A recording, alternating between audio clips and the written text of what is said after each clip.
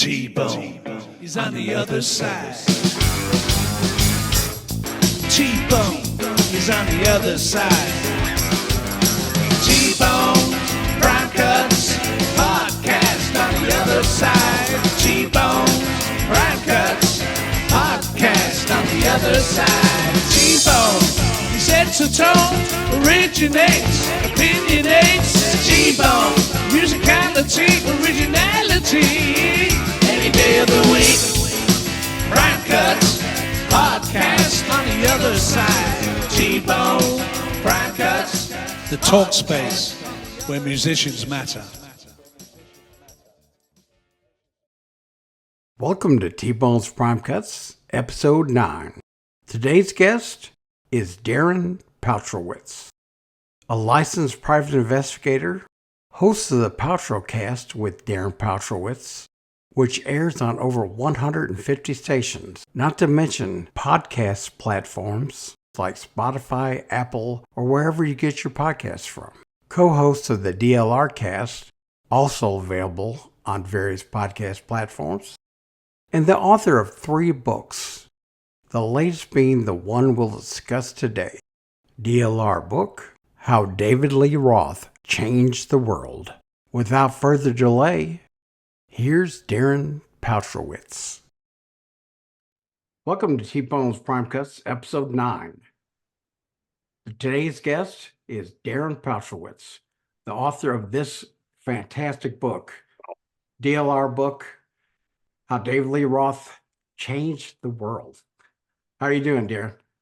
I'm glad to be here. When you do a lot of book press to promote your book, there's sometimes you go, ugh.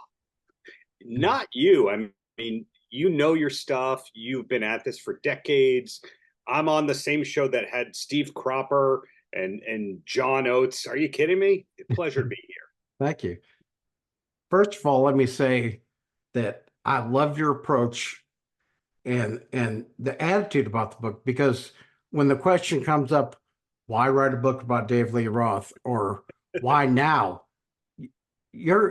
Your answer is why not? And that is such a great answer for, well, really for anything, but for this book in particular. Well, thank you. I think I've said it.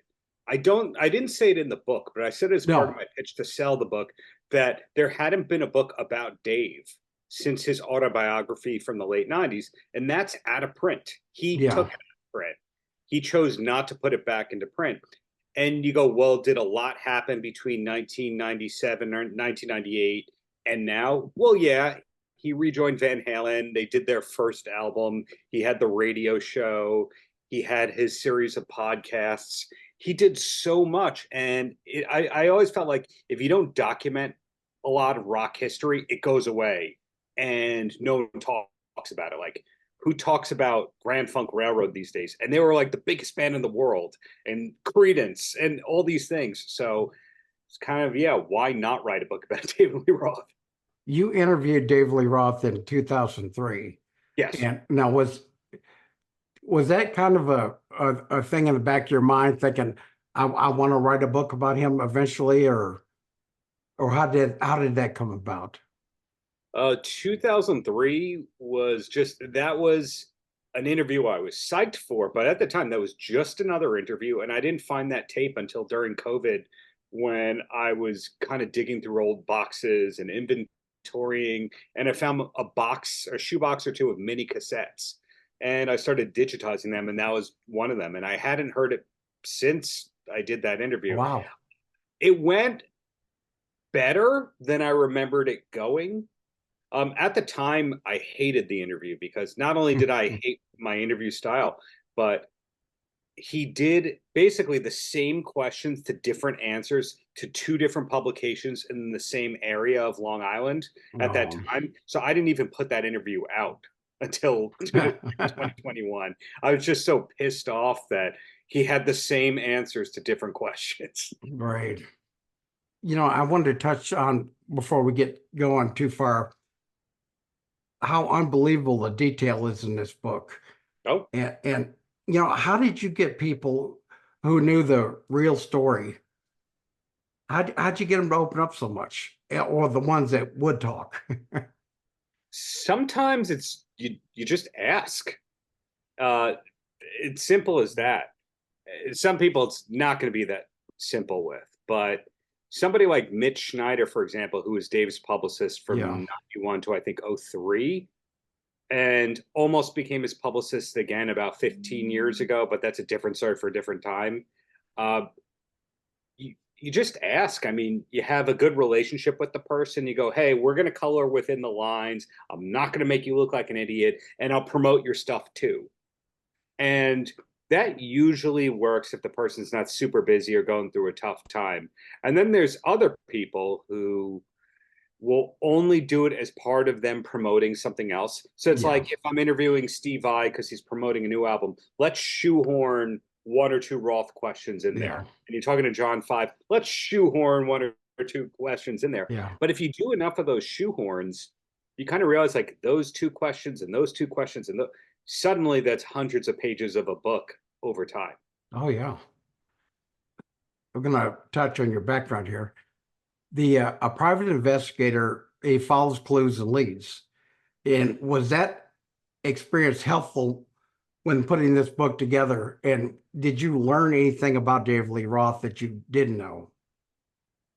Yeah, pretty much every time you think that you've learned this or uncovered this mystery about David Lee Roth, three or four more things kind of pop up. And at a certain point, you go, I can't do this anymore. I can't go any deeper. This isn't pleasing anybody at all. Like as a PI, for example, there are these things in some states it's called a FOIA request. In other states it's called the FOIA, FOIA. It's basically Freedom of Information Act, Right. where there's a lot of records you could just get at no cost from a government or a jurisdiction if you can prove why you need it. Like you're a licensed investigator, you're a media person, you're a government person, if you can prove that. So that's how I was able to get his helicopter pilot's license and his EMT license kind of stuff. I knew how to get the corporate records about like when corporations were opened and closed by just certain resources as a trained PI. And then in general, there's some phone numbers or email addresses that were not easy to get that for the average person, but I just knew how to figure that out. And do you remember like 2 years ago during COVID when that guy, that Rolling Stone writer Blair, had that friendship with Eddie Van Halen? And it was just that he looked through court documents and he found his AOL address and went, no, that can't be him. I just Right. emailed him, it was Eddie Van Halen. Wow. I think sometimes the truth is hidden in plain sight like that. My history with the Van Halen in that I didn't start listening to music till popular music till late 1982. I was almost 17, but it was just the way I was brought up. Sure. And so the first I'd heard Van Halen before, but the first record of theirs I bought was 1984. Mhm. And then so I was right in that period too, where everything David Lee Roth did. I became a bigger David Lee Roth fan. I love Van Halen, but Sure. but David Lee Roth I followed all the way through. Yeah. The Crazy from the Heat EP, even though it was so different than what you were used to hearing, it just fit him perfectly. Yeah, I agree. I don't know if I interrupted you, but Oh no, that's I think if you isolate that from from other parts of the non-Dave Van Halen equation. So if you listen to those early bootlegs of them as a cover band, and it was more heavier kind of stuff, it was more prog, it was Yeah. more Black Sabbathy. And Dave comes in and goes, I'm going to make this more danceable. It's a Yeah. party, Yeah. more upbeat. And, for better and for worse, without David Lee Roth, Van Halen would have been a really good, 6 to 10 minute a song prog band. Yeah. It would not have been as commercially appealing. And you look at the Crazy from the Heat EP, and in small doses like that, Dave is amazing. It's just, if that were a full length, if that was 12 songs of that, it would drive everyone nuts. Right. Or do you disagree with that? No, I totally agree. I remember at the time, because I was, 19 or 20, when they came out that I thought I was disappointed that there were only 4 songs. But as I got older, I said that was a perfect length. Yeah, I agree. I'm more about being concise and leaving people wanting more. When I was much younger, I'd go, "Oh, if I love this band, I'd love to see them for 2.5 hours live." And now it's like, can you give me your best 35 minutes? Yeah. Can you leave out the drum solo, the guitar solo, the fake leaving the stage and coming back? Right. Can you get rid of that stuff? The banter, the everybody clap your hands, 2 minutes, sing along. Can you just ditch that and do like 8 to 11 amazing songs and then we can leave? That'd be Yeah. great. I worked for Hall & Oates for a long time. Yeah. And people would complain that they didn't play the, deep cuts and stuff, but they had, so many hits. The average person wanted to hear the hits. And so they would do, maybe 12, 13, 14 songs, but they would nail all the hits. Yeah, I think it depends on the venue or the context Yeah. or that kind of thing. If it's a corporate gig, hits. If Yeah. it's an amphitheater, almost all hits, or arena or a stadium, because it's really about lowest common denominator. Yeah. I guess it's different if you're Fish, if you're an improvisation oriented band, but Hall and Oates is a hits driven band. If it's Van Halen, I'm not as big on the Van Halen deep cuts as I'm supposed to be. Like when people talk about how much they love In a Simple Rhyme, I go, no, you don't. You're just trying to pretend you don't like In a Simple Rhyme. Frank Meyer, who really knows his stuff, who's one of my sources from the book, I think he says that his favorite Van Halen song is In a Simple Rhyme. And I just don't believe anyone who says that. It's not true.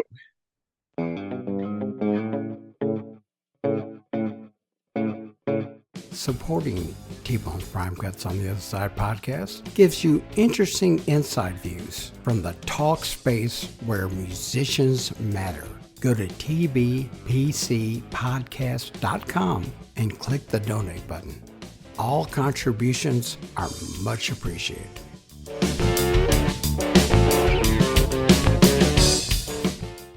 For this book, how many people did you interview? The bio description says it's over 100. Yeah. I know it's over 150. Wow. I couldn't tell if it's over 200. But, if you count me talking to Billy Corgan and shoehorning like 2 David Lee Roth questions in as an interview, then yeah, it's probably over 200.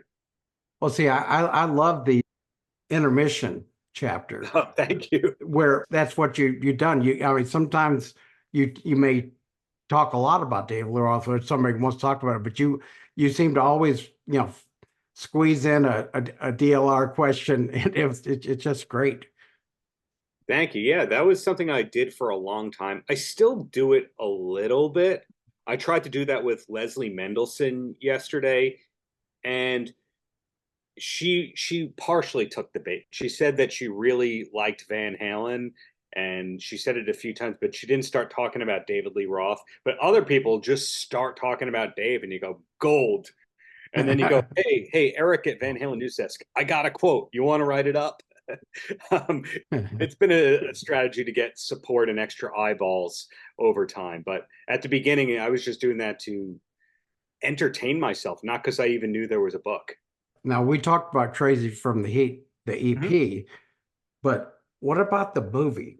I had heard about that over the years, and as time went on, I read more about it. That whole thing seems crazy to me, and I think it actually, with the right kind of writing, I think that could have worked, because totally funny. Totally. If it had an editor. Yeah.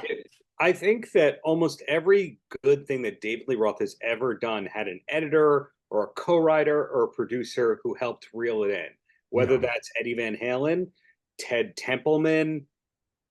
There's somebody who has to go, okay, Dave, focus. No. Focus, Dave. And once you have that, Pete Angelus was another one of those. Eddie Anderson worked for Dave, but arguably was good at that kind of thing. when he has somebody who can get him to focus and be concise, it's great. Now, I don't know if the script that's floating around, because there's so much conjecture and like this person said it and that person said it, so it's true, that I don't know if the script that everyone has of Crazy from the Heat, the movie, is the real final one they were going to shoot on, or just people got lazy and went, yeah, good enough. If that was the final script, there's a lot of stuff he would have been canceled for. I thought I knew a lot, about him, but I had no idea. I read this in the book. No idea that Eat 'Em a Smile was initially recorded to be the soundtrack to that movie. I had no idea that they were connected at all. He's never confirmed that, but when you look through the script and it says Shy Boy plays here, and you go, wait, how did they know that Shy Boy? So that was one hint. Another thing is when I asked Dave Jellison, who is one of my sources in the book, who worked with Van Halen from I think 82 through Dave in like 87, 88. He's now a real award-winning director. And I don't think anybody knows that he worked with Dave. And he's like, oh, you want to talk about it? Yeah. What do you want to know? And after we did our interview, I would come back to him and go, Dave, I got a question. Off the record, that kind of a thing. And he remembers everything because he was, pretty much sober. He was the one guy in Rat and the one guy around Van Halen that was sober, it seems like. But long answer for you.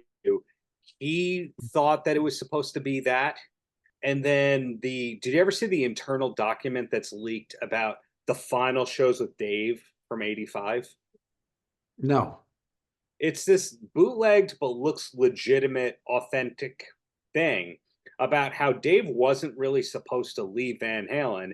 It was supposed to be like a stunt or so that he was going on to do that stuff, do these big shows at the Rose Bowl that brought in millions of dollars, and then be back in a couple of years. Somehow the message got lost. I related it in a way to like, are you a Weezer fan or were you a Weezer fan? Somewhat, yeah. So the bass player who was on the first two records, Matt Sharp, who a lot of people kind of think was the soul of the band, in Weezer downtime, he started this band called The Rentals. And The Rentals toured with the Chili Peppers, and they had a major label deal of their own, and they did stuff. And when Weezer was regrouping, he didn't get the call. And he's like, I didn't quit the band? What? That's what I think happened with Dave, that other people were interpreting it as, oh, he's out. That's a very believable scenario. I could say that. And I had never thought about that. Well, how many singers have Van Halen had that were fired without realizing they were fired? 3? Yeah. Arguably 4 if you count Mitch Malloy. I saw Dave in 86 on Eat 'Em a Smile tour when Cinderella opened. And easily one of the... Correction, didn't Tesla open that one? No, it was in Detroit. It was Cinderella. It was about a month or so after that record came out. I can't remember when Tesla was on there. I remember reading about that, but because I saw Cinderella with him twice. Nice. In 91 also. Easily one of the top 5 concerts I've ever seen. I love the whole thing, but the Vi Sheehan, the shared solo thing just totally blew my mind. Because I started playing guitar about that time, but sometime in 86. So I was really focused in on them. And that was amazing. Yeah, I wish I could see that. I mean, I've watched concerts on YouTube, but that's not the same thing with the shaky camera and security guards coming by, so they bring the camera down, that kind of a thing. I think one of the shows on YouTube is the one I was at. Is one of them that's on there. Got it. Matter of fact, there are a whole bunch of Detroit shows for different artists right about the same era. I wonder if it's the same person. That's one possibility. Another thing, did you ever see the 82 Largo, Maryland Van Halen show that's on YouTube? Yeah. And I asked my friend who's from Maryland. He said, oh, yeah, that arena automatically shot every single show. And I don't know if others from that venue are on YouTube, but some venues you were just lucky at with things being recorded, and others, there's no existence of it. Skyscraper was when you first got into David Lee Roth, wasn't it? I heard I was too young to really like be conscious enough to go, that's Billy Sheehan. That Yeah. like no, but I'd heard just like Paradise, I'd heard it, but my first exposure was 1984 and just MTV and VH1 still playing Jump and Panama all those years later, like after Dave was out. Oh yeah. So I discovered Van Halen from it being, because of my age, like a top 40 band and a band pre-classic rock radio. But in New York, we still had stations that said like the best of the 70s, 80s, and 90s, or Yeah. the best of the 70s and 80s, but it wasn't a classic rock format, if that makes sense. Yeah. Yeah. Yeah. Well, when I was on the radio, I had a freeform show just from any era, any kind of music. But speaking of Skyscraper, Yeah. I thought it was I didn't think it was as good as Eat 'em a Smile, but that's just my opinion.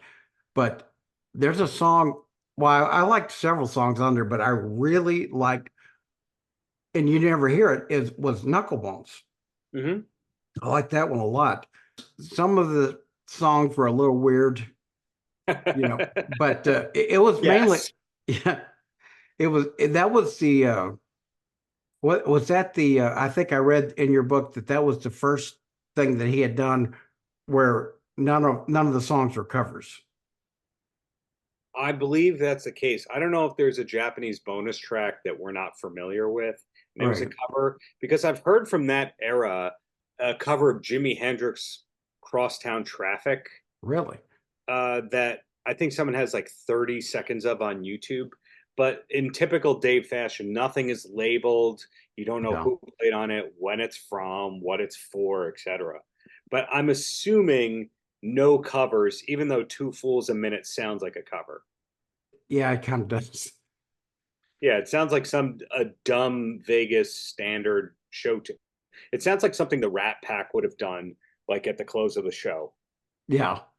On my very first podcast, after several years on the radio, and in between I had the Strokes, and then I got to that. My very first guest was Steve Hunter. Oh yeah, and we talked about him being on a little late enough, and I didn't realize that he was asked to give Jason Becker some blues lessons. Yeah, and he didn't think, and he told me he didn't think that would go over so well because all he'd ever heard was the cacophony stuff. and then when Jason showed up, he was big time into Stevie Ray Vaughan, so he was starting to move that way. And also we talked about that Steve co-wrote 4 songs on that record. Yes, and along with Dave and Brett Tuggle. And well, he talks glowingly about Jason Becker. I mean, they still are in, he still is in touch with them. They're very close, but he had nothing bad to say about David Lee Roth. And if he there has to be a reason why. I don't know. He said he had a great time. I mean, then he later on, like Don't Piss Me Off, he was one of the writers on that. Yes. And to rudely interrupt you, the reason I said that you were lucky to get Steve is I was trying to get him for the book and the podcast, all that, and his wife, or I believe his handler / it's his wife, yeah, said no, he only does like one interview a year where he talks about Dave. He has some kind of a rule, and it looks like you got the interview for the while. Well, where he'll talk about it. It was like an hour and 10 minutes, but the David Lee Roth section was probably 3 minutes at the most, or maybe 2 minutes. I just watched it last night. I forgot about it. Yeah, and the reason that I say like he didn't have anything not nice to say about Dave. So my experience when I came into writing this book, I was a super fan who thought like Dave was like the Easter Bunny or Santa Claus, like this beloved person. And then I got a little too close to the flame and I saw how the magic tricks are done, and it's ugly. It's very, very ugly. But my experience is every single musician except Rocket Rashad, who will just tell you outright that he doesn't like Dave. Every other person, when you go, what was it like working with Dave? They're like jump reactions. Oh, Dave's the best. I love Yeah, Dave's awesome. I learned so much from Dave. Man, that guy, let me tell you, showmanship 101. I'm still doing things I learned today. Then once they know that you know, the wall drops. yeah. And like I interviewed two former drummers of his today for a DLR cast that's coming out pretty soon. And what we talked about on the air is very different than what we talk about off the air with relation to Dave. They're, Yeah. they're very polite about Dave publicly. That's my experience. Yeah, this wasn't concerning Dave, but I've had that experience on podcasts too, where they're all smiling about it, and then when the camera's off, he goes, "Oh God." Daryl Hall's a great guy. I learned so much. Daryl Hall is so easy to work with. Off the record. Like that. But the Little Ain't Enough, I saw that tour too in '91, I believe was, and Cinderella and Extreme opened. It may have been because I was playing in a band at the time and I wasn't keeping as good a track of things as I normally do. Then also I have to consider pre-internet and where information was available all the time. We didn't know that Jason had got sick. We didn't know any of that Right. when we saw him, and we're excited to see Jason Becker. And then was it Joe Holmes? Joe Holmes, yeah. And then some dates also Desi Rex on second guitar. right. And I remember it because I wanted to hear some of those new songs, and they didn't play any of them. They did. Yes. They did California Girls, Yankee Rose, and then almost the entire show was just old Van Halen stuff, which was, people there dug, but I wanted to hear some of the Dave stuff too. Yeah, I don't. It's sacrilegious to say this in an outward way.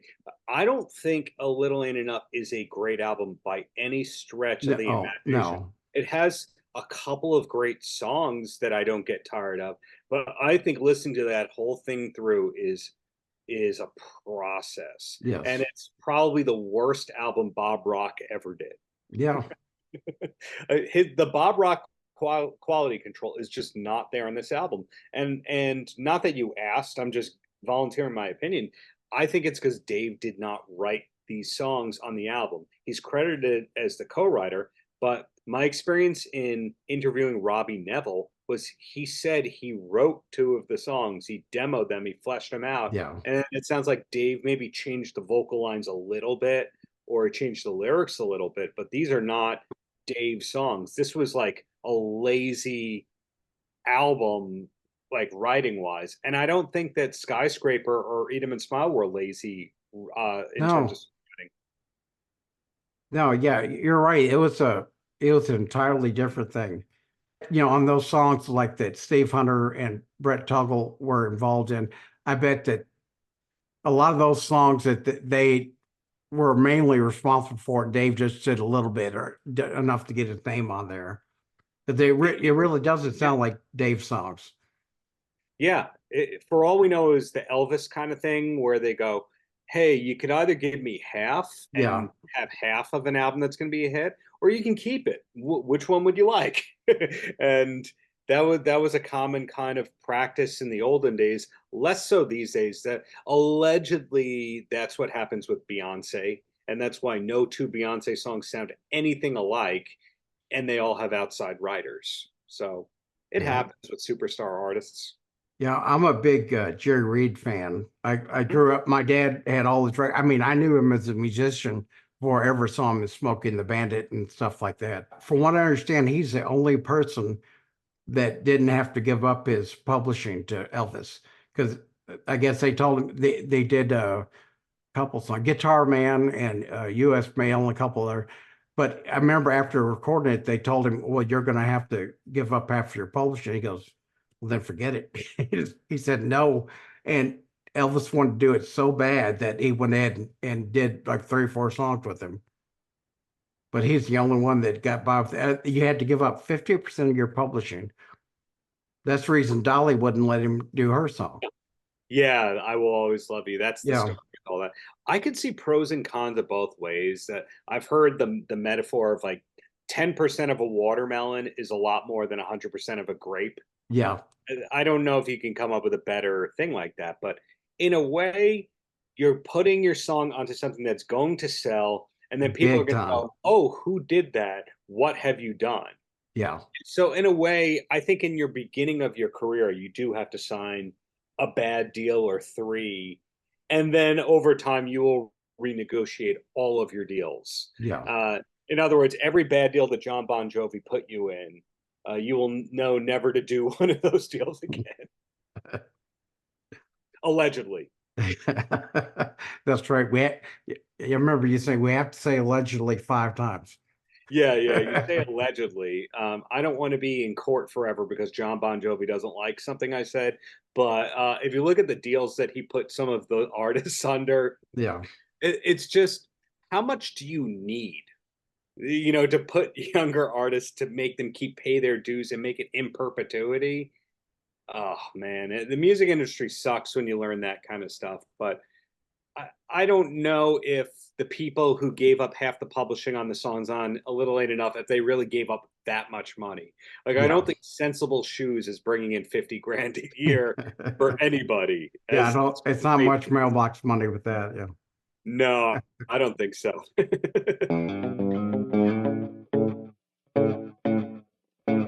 You can help support this podcast by visiting tbpcpodcast.com/shop and selecting an iconic T-Bones Prime Cuts mug.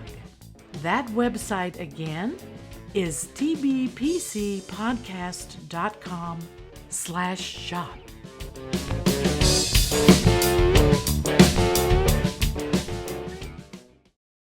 So the next was Your Filthy Little Mouth. She's My Machine. I think it's killer. I Yes. still like that song. There's a few good songs there, but there's not a whole lot to remember. Big Train rules. Yeah. But I don't want to hear Nightlife ever again. I don't want to hear No Big Ting ever again. Oh, Big Ten. I forgot about that. Yeah. Yeah, some of that album is just garbage, and you go, "What are you doing, Dave?" And like putting those songs on there, but then Don't Piss Me Off doesn't make that album. Don't Piss Me Off is such a better song than most of that. And then there's rumors that She's My Machine was demoed for A Little Ain't Enough. So how did that not make that album? Weird A&R stuff going on, huh? Yeah, I had that actually. Well, we mentioned Don't Piss Me Off before, but I had that down as a question because I was always disappointed that they did nothing with that song, and I thought it was great. Oh yeah, and that song was like buried to a Rhino Records compilation. Which Yeah, it was song number 1, and it was the only new song on there, which I don't mind if they don't have any new songs, but the only new song on the album, and a lot of times you'd think he would incorporate that into something, but it's hard to say. Of course, the DLR Band, I really like that record, or at least chunks of it. Yeah, I remember exactly. when I bought a CD single. They had Slam Dunk, and I forget what the other song was. And I remember hearing that, thinking, "Oh, this is a throwback." I mean, it almost sounded like he was, back in Van Halen, back in the '80s or whatever. And I remember In a good listening way. a lot. Yeah. In a good way. Because Right. like there's embarrassing throwbacks and then there's Oh cool. yeah. Like this new Def Leppard single with Tom Morello is an embarrassing throwback. There's no quality control on that thing. But when Todd Rundgren tries to sound like his old self, I love every moment of that. I think it goes artist to artist, Yeah. Billy Joel's able to pull it off too, because he can still, he may not be quite as good, but he can still sing really well. Yeah, again, case by case basis. Sometimes you credit it to who the producer is, and I think some of the DLR Band album is fantastic. You can't fully listen to the whole thing through, and I don't know if I'm taking you way off course here, No, go or ahead. if I'm repeating myself too much. But the problem with the DLR Band album is you have 3 or 4 different songwriters on it because he had like this revolving door of guitarists. So Mike Hartman was in and out because he got sick, kind of like Jason Becker, in this like fluke tragic way that no one saw coming. And so he was in and out. And John Five was kind of in and out because he had the Manson gig to head off to. And Terry Kilgore was in and out like 2 or 3 times. And so some of those songs I think were holdovers from Your Filthy Little Mouth. Then those songs sound nothing like John Five songs, which sound nothing like Mike Hartman songs. Right. Then he goes on tour in support of it, and Bart Walsh is playing guitar. And you go, wait, 4 guitarists in like 3 years? What's going on here? Then within 2-3 years of that, Brian Young is playing guitar. So you have 5 guitarists in like 3 years. It's so bizarre to me. And also the bassist situation changed a lot. The drummer situation changed a lot. Like there was rumors that Billy Sheehan was back, which Dave even put out there. There's rumors that Carmine Appice. Do you say Appice, Appice? How do you say it? I usually say, and I may be wrong, I usually say Vinny Appice and Carmine Appice. Yeah. But I'm not sure about the Carmine's. I may have that wrong. But then if you meet real New York old school Italians, they go, it's Appice. Or right, exactly. So is it Appice, Appice, Appice, Appice? It's not my problem. But I just look at that album and you go, so revolving doors and all the players. Then Dave also has his story 10 different ways about how long it took to make this album. Because there's things where he's like, oh, we did it in 3 days. And you go, how do you do it in 3 days if you fired 2 or 3 different guitar players? Right. It's such a good album. It doesn't deserve this like out of print status. It doesn't deserve being a thing that he didn't play live except for Slam Dunk. I don't think he played anything besides Slam Dunk. Am I wrong? That's all I remember hearing. Yeah, because when I saw him in 2003 and I interviewed him, I said, are you playing Slam Dunk or anything from that? He goes, no, there's not enough time. And in 2002, I don't think, with the Sam Dave tour, I don't think he played Slam Dunk then either. So, like, he buried that thing. He took it out of print. You can't stream it on anything except Amazon. And Amazon doesn't have the whole album. Amazon has like 6 tracks missing last time I checked. I don't know why he hates that album. And then didn't John Five play bass on some of the songs too under a different name? Yes. Bourbon Bob, I think. Yeah. Yeah, you know your stuff too. It's not much, but I have a little backstory with the John Five. I was selling a bunch of my stuff on eBay. Yeah. This was. I think I know where this is going. 2004. So, but no, I may surprise you. This guy bought. It was a Jerry Donahue. Telly string bending and bending behind the nut and stuff, instructional video. And they said, but it's not for me. Could you send it to my friend? He said, John Lowry. Yeah. And then I said, okay, I've got to ask, is this John Five? And he said, I guess he was his agent or something. And he said, yes, it is, but don't. Well, I can say it now because it's been 20 years. But yeah. He said, don't tell anybody. So I had to ship it to John Lowry, but I couldn't say anything, and I wanted to just put a little note in there or something. But what did you think it was going to be? Oh, during the pandemic, he was doing all these interviews and things from this room that was just flooded with Kiss merchandise and memorabilia. And then he was for a while doing, his reveal of the day or the week of the new Kiss memorabilia thing. So I figured Detroit guy. He's a Detroit guy. Yeah. You're going to be like, who do you think sold him half of his collection? This guy. No, it wasn't that cool. Yeah. No. Kudos to John. Also for never once publicly bad-mouthing Dave. Yeah. Yeah, Dave did some stuff that wasn't great in John's direction. And he never publicly once badmouthed them. So this is one of my favorite things about John Five. So he goes from Marilyn Manson basically to Rob Zombie to, well, with the Dave in there in the middle bit and the Halford in the little bit in there, to Motley Crue. So he went from an artist with an NDA to an artist with an NDA to an artist with an NDA to an artist with an NDA. That guy can't talk about anything he does. That's true. And it's fascinating to me that John is entirely sober and always been sober. Yeah. And it's just like this amped up persona, when in reality he's basically a teetotaler, for lack of a better term. It really makes you think, the meaner the persona, the more likely they're just a relaxed, laughing guy. Like Tom Araya from Slayer is just like this smiley Buddha like guy. Yeah. Yeah, I heard that. I was very surprised.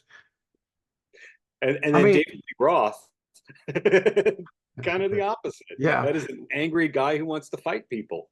The next one was that 2003 Diamond Dave record. And that is just all over the place. Garbage. And I wonder if you have an opinion as to why he's in a solo career. He started off so well, and then it just went. I mean, I know there's grunge and all that stuff happening, but even like you said on Little Ain't Enough, that the drop off was significant from the first few records, and it just kept going down. I was thinking at the time, why don't you put out another EP instead of doing a whole record, with a bunch of filler stuff? I think I'm only assuming, I'm only building my own case here, but the whole decline of David Lee Roth is him cutting ties with Pete Angelus, or Pete Angelus quitting. Yeah. And that's it. Because if you look at who he was, what the image was like through Skyscraper, there wasn't one bad piece of press about David Lee Roth that you can think of. Right. He's just this superstar. And then you look at the Little Ain't Enough tour, and they have to cancel arena shows. And then the next tour, they're down to clubs. Mm-hmm. Well, a good manager would have gone, Dave, it's a really bad look if you're in clubs on every level. Why can't we get you together with Skinnerd and, I don't know, Dokken? You can play amphitheaters. All of your attendance sucks. But if we put the three of you together, we could bring 5,000 to 10,000 people in the second and third markets. So I would have to imagine if he had a manager, which he did in that era, that manager would have gone, Dave, this is a really bad look that you're playing beach clubs. Are you sure you don't want to play larger places, underplays, but larger places still? So you look at what he did under Pete Angelus, he couldn't fail. And then after Pete Angelus, he failed over and over and over and over and over again until he rejoined Van Halen. Yeah, that leads to the next part. Before he reunited with them, there were rumors that he had recorded some music with them. What era was that? It was early 2000s. Sometime 02, 03, around there. That's what the word is. And Frank Meyer was my initial source on that. And I think Frank Meyer got that from Matt, who was managing Dave in that era. And other people have stepped forward to go, yeah, that happened. We'll probably never hear any of that stuff, right? Frank Meyer heard him. They were played in by Matt Sensio. And he said that all the songs cut off after 90 seconds. Like they just stop abruptly. Yeah. And that's on purpose because Dave didn't trust that the Van Halens weren't going to screw him again, as the story goes, that finishing songs and, skipping publishing on him, because there's always been the rumors that the 5150 songs were tried out on Dave. I don't know what ultimately happened with Me Wise Magic and Can't Get the Stuff No More from the Greatest Hits. I'm not sure what happened with those, but there was eventually Dave sued and withdrew a lawsuit because he figured out Michael Anthony was getting something like 8 times more than he was on Van Halen Warner Brothers royalties. Like they all renegotiated their deals and left Dave out of it because they had good management. I look at management. People give managers a really bad name and they make fun of them for stealing and all that kind of stuff. But a good manager, even if they make a lot, if they improve your deal, so the more that they get you covers their share and everyone still has a lot more, then that's a great manager. Yeah. And if you look what Azoff and his team did for the 2007 and forward kind of reunion stuff, they were amazing. And you could say Van Halen was mismanaged before Dave left in '85. That's true. Speaking of Azoff, I worked for the Doobie Brothers until he became their manager, and then it was, and I don't think he personally did it, but they just decided to have somebody in the office do the work that I was doing. You can kind of see too, I heard you mention about how Van Halen could fade away from, like CCR and Grand Funk and those kind of and other legacy bands. And then I started thinking about it, and I was thinking, when I go someplace and see shirts for bands that don't exist anymore, there's a lot of things online or in stores. I don't recall ever seeing a Van Halen shirt. No, minimal. I had this conversation at a concert last night. I went to see the Afghan Wigs in the church, which is maybe the most mismatched co-bill I've ever seen. And Afghan Wigs fans were walking out the whole time. Wow. But it was a great show. Glad I went. And I was talking to this friend of a friend, and we were talking about New Order. And he goes, "Oh, yeah, I got a New Order shirt at H&M." And you go, first off, H&M sells T-shirts. I didn't know that they did. New Order has a better merchandising operation than Van Halen. Yep. Those are my first two takeaways right there. And I wear a lot of band shirts all the time. And I think you see more Thin Lizzy shirts than you do Van Halen shirts at this point. Yeah.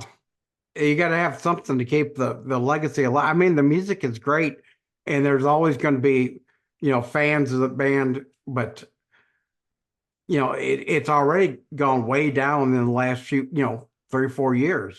Even when Eddie was still here, you didn't see a lot of Van Halen shirts. Def Leppard shirts are everywhere. Yeah. DLR shirts are everywhere. Motorhead shirts are everywhere.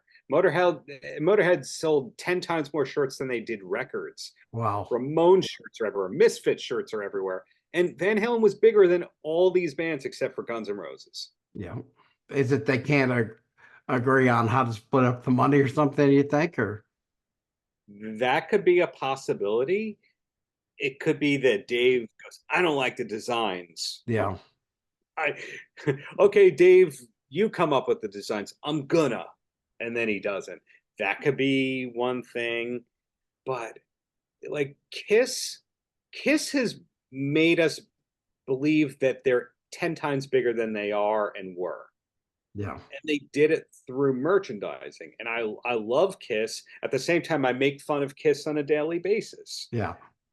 Kiss does not have one of the best catalogs of all time, but they arguably had the best merchandising of any band. And I guess the feeling was, well, 1,000 people are going to buy everything that we do, so why not have a bowling ball and a toothbrush and this?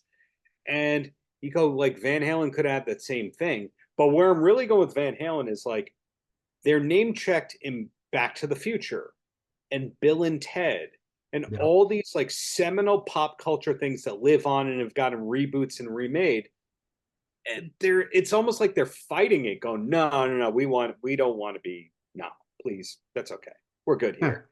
We had enough success. It's absolutely crazy because you know how well Van Halen shirts would sell if they had them. Even if it was just the old gold wings kind of thing. Yeah. Even if it was just that, but that Foo Fighters, did you see the Wolfgang thing that he did with the Foo Fighters last week? Yeah. Like that, any band on the planet that had a good social media team would have shared that, made that gone live, distributed that to morning radio shows, and gotten people to talk about that. That, like, arguably the biggest rock band of now did a stunt with Eddie's son, right, covering a Van Halen song in front of 100,000 people. Nope. No. Why even share it? Why even post about it? Nope. It's just missed opportunity after missed opportunity with that band. Yeah. Speaking of Van Halen, I didn't really touch on them much And there are a lot of other books about that. Your book focuses on David. What can you tell me about them getting back together? What was it, 2007? The seeds were planted a few years before that. Supposedly, allegedly, they wanted Dave back in '04, and Dave did not like Eddie's condition, his Right. lack of sobriety, and he passed, and they went with Sammy. And supposedly, according to Doug Short, who I interviewed for the book, who we lost like a year or so ago, he was one of Dave's soundmen and then ultimately kind of a tour manager, production manager, worked with a lot of people. According to him, the Sam and Dave tour was supposed to be the kitchen sink tour, or at least the seeds were planted earlier that a Sam and Dave with Van Halen tour. So I think that Dave had other opportunities, but he was holding out for the right one. What did you think of the live record and the or the different kind of truth? Well, those two records. I love A Different Kind of Truth, except Tattoo. Yeah, that yeah, that's exactly how I feel. I could listen to that record over and over and over again in the loop. Minus that, I would also skip over Stay Frosty personally. Yeah, my co-host on the DLR has Steve Roth loves Stay Frosty, and it's like a bad ice cream man, basically. It's so goofy and not good goofy. And then the live record, I hated it until about 2 months ago when someone leaked the video of that show. Did you watch it? no, I didn't see that. There was this like little period where all these random Van Halen internal things kept coming out. And so someone put up the 2012 Australia Festival gig and the 2012 Tokyo gig. And you actually see the show that the live record was culled from. And when I saw that, I loved it. But I hated just the audio component of that, if that makes sense. Yeah, it does. Except the part of the show, part of my language again, when Eddie is playing and Dave goes, "Spotlight, asshole." That's the real Dave. Well, I guess nobody knows what Dave is thinking, but what happened with the as far as you can tell, with the stuff in the last 6 months or so, kind of passively aggressive, and then also aggressive on Wolfgang. Ever any rumors of that stuff being true? This about Wolfgang, throwing out his what was his somebody that was there to pay them or something. He thought it was a girlfriend or something. That is such a stupid story that I've worked to debunk, because Dave's story or perspective is that their accountant came there with all the checks, the paper checks. And I'm thinking, it's 2012 or 2015. I think it was 2015. Yeah, an accountant in 2015 is coming with a Gucci bag or whatever, a designer bag for paper checks. So I asked somebody who's worked with David Lee Roth within the last 10 years, I said, when you got paid by Dave, did you get paid with paper checks or is it direct deposit? And they said, oh, always direct deposit. Yeah. So you're telling me that one of the biggest bands of all time that's dealing with a tour that's going to gross 9 figures or 8 figures is dealing with paper checks? Every job I've had since 2006, I think, has been direct deposit. Yeah. Maybe there's been like an expense reimbursement or 2 or 3 that's been paper, but even those, everything is direct deposit. So that was the first thing. Second thing is he's talking about Jones Beach, and he goes, we're there playing in New York City. I live 5 miles or so from Jones Beach. I do not live in New York City. That is not New York City. It is a state park that is 30 miles outside of New York City. So that's wrong. I also don't believe that the way that security works for Van Halen, that there's not a tour manager or somebody on the side of the stage that goes, no, she's with us. Yeah. Also, I don't believe that Wolfgang would not recognize the accountants of Van Halen because I looked this up. There's a woman named Barb who was Eddie's accountant for like 30-ish years. I think her name's Barb Page or something like that. Mm-hmm. So many elements of this just don't add up. Do I believe that Wolfgang went one night like, who's that person? I don't know. Why are they on my side of the stage? Yeah. Maybe. A lot of bands don't want anybody on the stage because they're getting in the way of costume changes and guitar changes and all that. And for all you know, the accountant had a drink or two in hand and was wooing. They were a woo girl and they were annoying. And they went, get her out of here. She's getting in the way of the offstage keyboardist that nobody's supposed to know. The hidden person. Yeah, here's your check for this week. Yeah, come on. You're a guy with decades of music industry experience. Do you believe that there is an accountant coming to the New York show with 60 or 80 paper checks? Yeah. They wouldn't just put them in the mail or direct deposit them? Yeah, not in the least. Let's say if they're like, well, no, there were cash bonuses.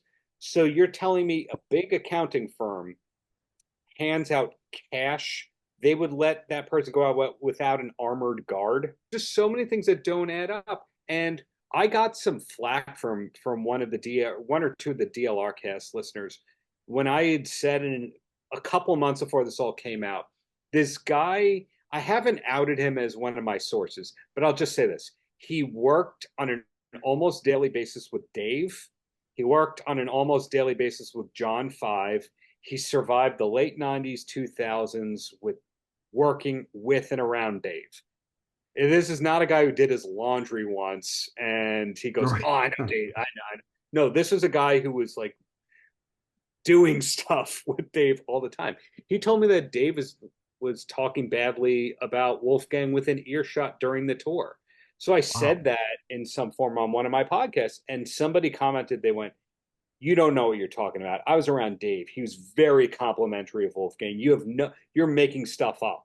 And I'm like, I don't know about that. The word was Dave didn't feel that Wolfgang paid his dues and he wanted Michael Anthony there. But the reality is there would have been none of those tours if Eddie didn't want to do it, and Eddie only wanted to do it to be with his son. Yeah. End of story. So do you want some Van Halen or no Van Halen? Right. Oh, that's crazy. He's another person who doesn't care at all about the legacy. He just keeps doing, things like that. I don't know. It was uncalled for. I hated it. Absolutely hated it. When it was coming out, I was reaching out to people I know that have worked with Roth, people who are diehards, and all of them hated it. And the casual fans who are online trolls are going, you guys have no sense of humor, lighten up. Like, really? That he's talking ill about the person who made him rich, the person who made him relevant, who can't defend himself, and he wasn't really friends with. There was an interview, one of the last interviews Ed did, I remember he said, like, Dave doesn't want to be my friend. Yeah. Doesn't want to make another album with us. I don't know what to say. And, Dave is not a person who has friends. Like, everyone would want to be friends with him, but he's one of those people that goes, why do I need friends? I don't want to help you move. He's one of those kinds of guys. I don't have a pickup truck yet. Yeah, I don't want to help you. I don't want to go to your soccer game. I don't want to go to your kid's birthday party. He's one of those kinds of guys. And I think there's good selfish and bad selfish. And I think, unfortunately, he's bad selfish, generalizing here. Am I off base, Terry? No, and I think I'm a person who happens to love David Lee Roth, or at least the artist. Yeah. And I cringe when stuff like this happens. I was like, oh, please, no, stop. And then I start to wonder if maybe he was always that way, but we didn't have the internet and stuff back in the 80s and the early, the first part of the 90s. And I mean, maybe not as bad, but, saying stuff, it just, maybe it was always kind of that way. I think he was always this way, but he had people that he looked to as equals, or at least listened to, that could go, no, or you may want to hold back, or let's figure this out right here. And he would at least give them a little bit of time of day. Because, okay, for me, the beginning of the end with Love and David Lee Roth was the 2019, I think, video where he knocks on the fan's door in Vegas. Have you seen this? Yeah, and then And then after he does that, and clearly that person had no idea who he was. None at all. You hear a woman who I've since confirmed is his manager, Jerry Leonard, his accountant and manager, Jerry Leonard, going, oh, they loved that. That was great, Dave. And you go, wow, you were surrounded by yes people. Yeah. This is insane. And did you hear the podcast that came out? It was about a month ago. I remember listening to it when I was in Chile, so a month and change ago. Did you hear his Dell Stalker podcast? No. How do I do this without putting you to sleep and putting a mouth? He Go on. this 45 to 60-minute podcast talking about a stalker that he had named Dell, and the whole saga of this whole thing. And then at the end of it, after and he did this, so I did that, and I knew, like any good Boy Scout, you do this and you do. So it's this whole story. And at the end, he goes, and it's still going on. I'll keep you posted. I'll be checking in every day on this. And then he never posted another podcast about it. And I heard it, and I used my PI instinct, and I went, this wouldn't happen, that wouldn't happen. Right. So is this a made-up story where he thought that this was going to lead to like a novel? Was this a creative work?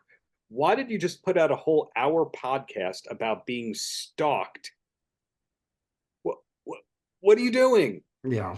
And that's just a few months after this Wolfgang drama. And in the midst of that, you get him covering Tommy Two-Tone, 875-309. Yeah, I thought that was very weird. And then that weird new song, Scotch and Sofa.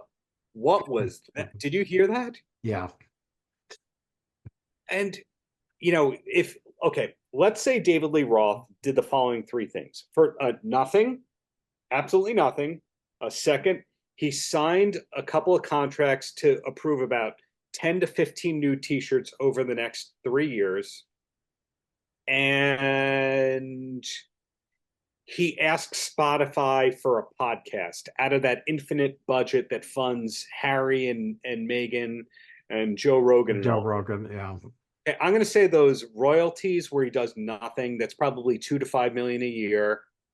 I'm going to say those t-shirts, that'll be like $1 to $3 million a year for doing almost nothing. And I'm going to say that podcast where he can just talk nonsense once or twice a month, that'll be like $1 to $2 million a year. And none of that tarnishes what we love about David Lee Roth. What do I know?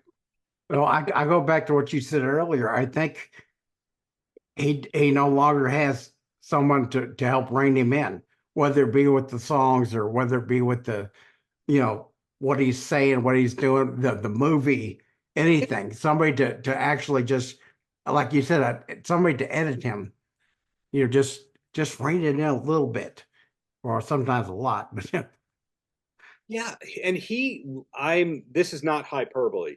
He is surrounded by amazingly talented people. So if I look at that last band that he was on the road with, Ryan Wheeler is writing hits and producing for other people. He's a really in-demand artist. And he's done less than 5 interviews, I'd say. He spoke to me for my book, but he's got so much going on and doesn't promote it. The drummer, Francis Valentino, who Ryan played with in his upbringing, he played on albums by Southside Johnny. He's in different bands. Legit. And he's like 30. Amazing drummer. I'm not hyperbole. Amazing drummer. Al Estrada, yeah, he's good for a Van Halen tribute guy. I don't know much about him. Jake Fawn, who is playing on the Kiss dates with Dave, he filled in on the Winger tour.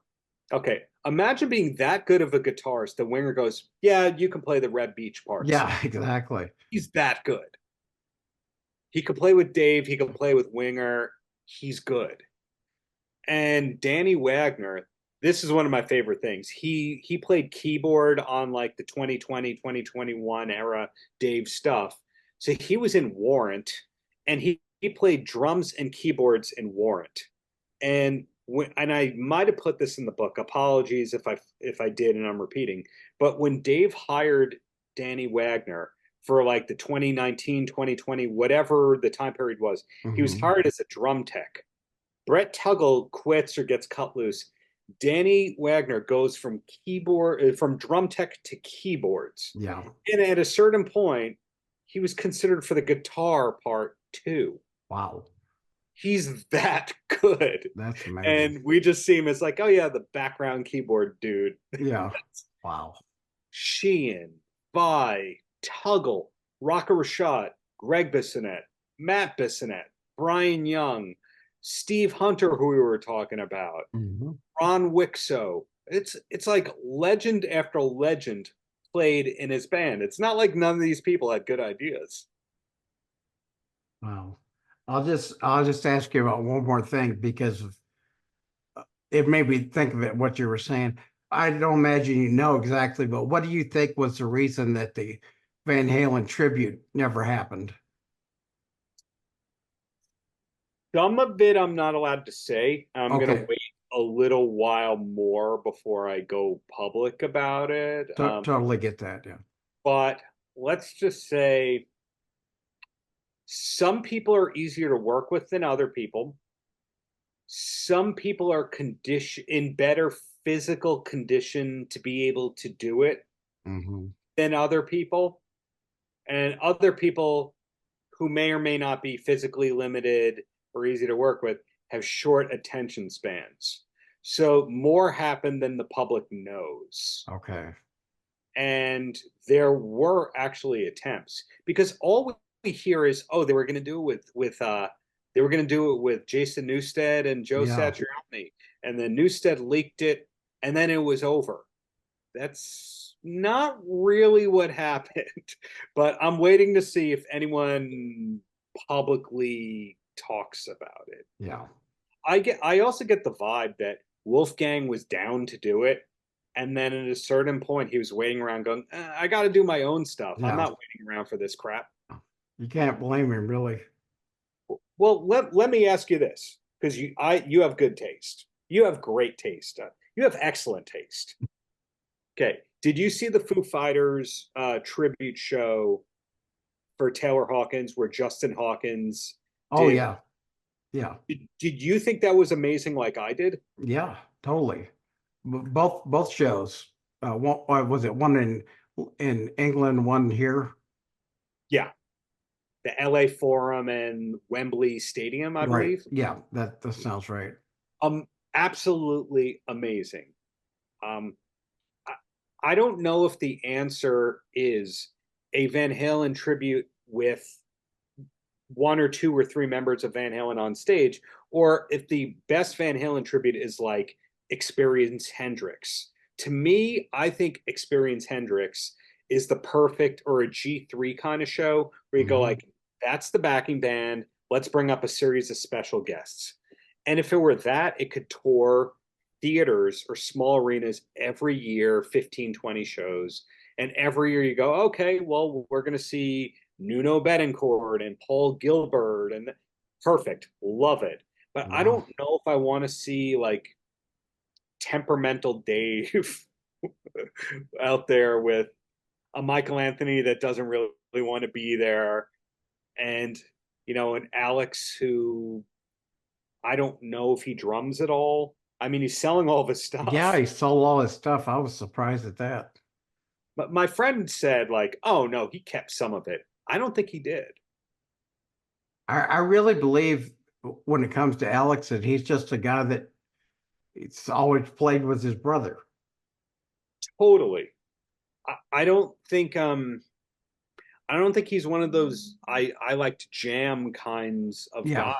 Right. I don't think he goes up to venues after the show and goes, let me sit in with the band. Because I think that when he had to, this is my opinion. I think the way that he and Eddie were brought up by in a very poor family that had to play music to feed themselves, where they were going to starve if they didn't work. And they came over to America with like $25 and a piano, and they had to play on the cruise ship to do it for free, to be able to come over for free as basically steerage. I don't think that their love of music is like yours or mine. Right. I think that music is their like tools. That's like, it was like being a plumber in a way. Right. That's its trade. Yeah. So he goes like, I already paid my dues. I don't have to do this. Because aren't none of Alex's sons musicians? I think you're right. Yeah, I think he's tired of music. And Eddie, didn't he say the last album he bought was Peter Gabriel's So album? Yeah. Yeah. Yeah. Meanwhile, Dave is always up on the latest Brazilian EDM and country and hip hop. So he's always listening to music. Well, I kept you longer than I meant to, and I apologize for that. My fault. I'm long-winded. What can I do? I will say you have to buy this book. You just need it.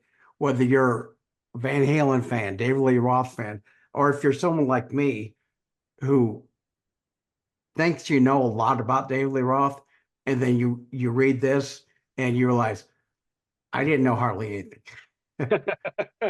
You know a lot, man. I'm insisting, and all seriousness, thank you for doing what you do, Terry. You're am I blowing your cover by calling you Terry? Is T-Bone the correct no, way to... that's fine. Well, T-Bone, Terry, you're one of the good ones. I'm glad that the podcast is back, and I'm looking forward to what's to come from you. Well, thank you. Now, tell people where they can find you online, and also be sure to promote Paltrowcast and DLR Cast. Thank you. So the Paltrowcast with Darren Paltrowitz, it airs as both a TV and OTT kind of show on 150 plus channels regularly. Amazing. Plus as a podcast, I tape interviews 5-6 days a week for that. It's a mix of like Rock and Roll Hall of Famers, wrestlers, athletes, actors, comics, authors. It's that kind of stuff. That content also goes on my YouTube. It's on Spotify, yada, yada, yada. And then the DLR cast is more Dave and Van Halen centric. Tape that once or twice a month with Steve Roth.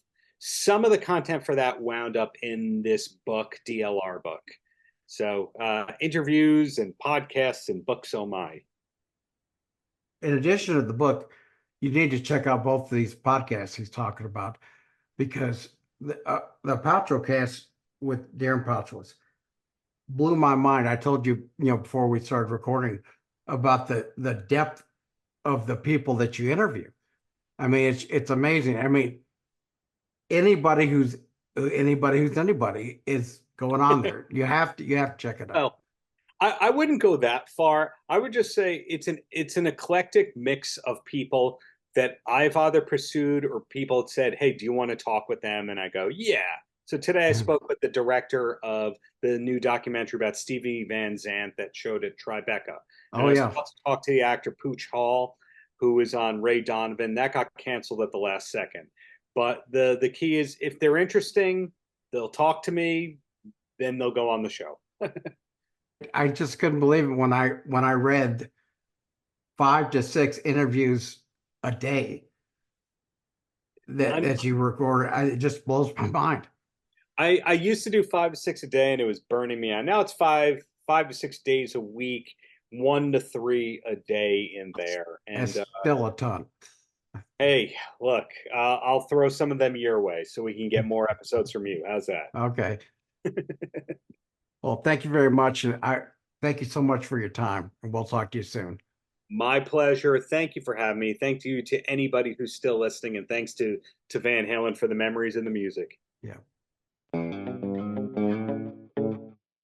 I'd like to thank Darren Paltrowitz for all his time today. Be sure to go to paltrowcast.com to find all the info for Paltrowcast with Darren Paltrowitz. Also be sure to check out DLR Cast anywhere you listen to podcasts. For copies of this book, you can go to Amazon or pick it up anywhere good books are sold. If you're using Apple Podcasts, be sure to leave me a 5-star review. Or if you're watching on YouTube, please like, subscribe, share, and hit that notification bell. They really help the channel. Also, be sure to go to tbpcpodcast.com and click that PayPal button to donate. We'll see you next time.